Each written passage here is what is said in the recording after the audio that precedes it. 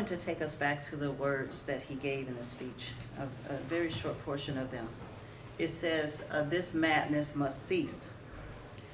Each day the war goes on the hatred, and the hatred increases in the hearts of the Vietnamese, and I'll say the Iraqi people, the Palestinians, the Sudanese, and in the hearts of those of the humanitarian instinct. The Americans are forcing even their friends into becoming their enemies. It is curious that the Americans, who calculate so carefully on the possibilities of military victory, do not realize that in the process they are incurring deep psychological and political defeat. The image of America will never again be the image of revolution, freedom, and democracy, but the image of violence and militarism. I am like Aaron, am very heavy. It is so painful I can't watch the news. Mm-hmm. I see my own children. Yes. Could you imagine what they are experiencing right now while we are discussing this speech in the Gaza, whether it's the Palestinians or the Iraqis or people that I know that live in Dimona, Israel, who have to live under those kind of conditions every day. And the cry is just not loud enough. I am of the belief that things should be instant. I believe that as we walk towards inauguration, that we should walk with a higher demand than ever before in history. Not because the person who is being inaugurated is African American, but because of the sufferings of his own personal experience. And the experience of so many other people that exist currently. I believe that Dr. King was attempting to express his own and make his own confession that he had not done all that he should do to stop all of the violations that were taking place, not just against African Americans at the time, but around the world.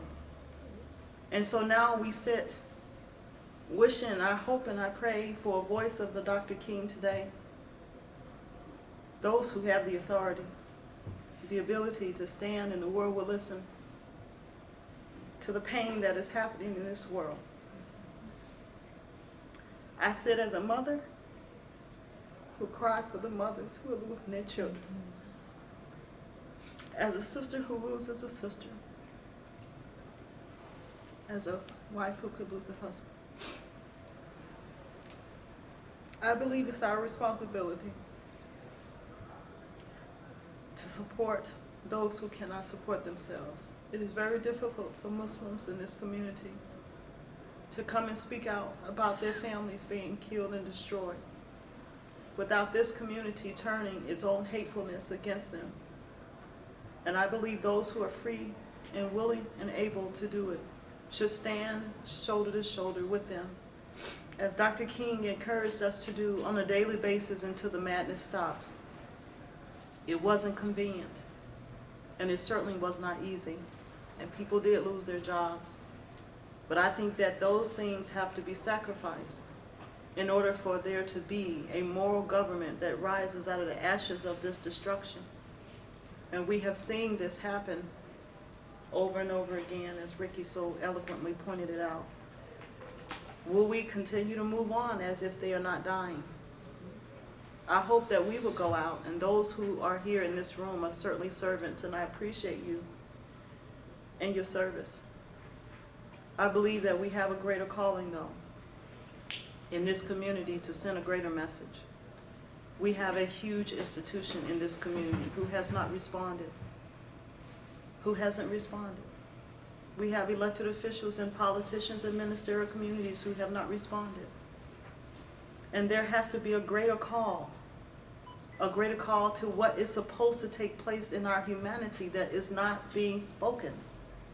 And I'm distressed, and I hope you are as well distressed. And I hope that you would send a message to your clergy, to your imams, to your ministerial community, that they have to respond.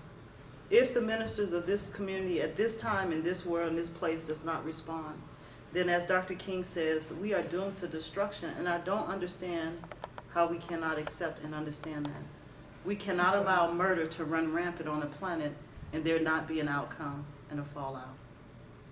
I would hope that we would take this message. We've written all over this message, and I've replaced Iraq, I've replaced Palestinians and Bush, weapons of mass destruction, lies, as all in the same speech.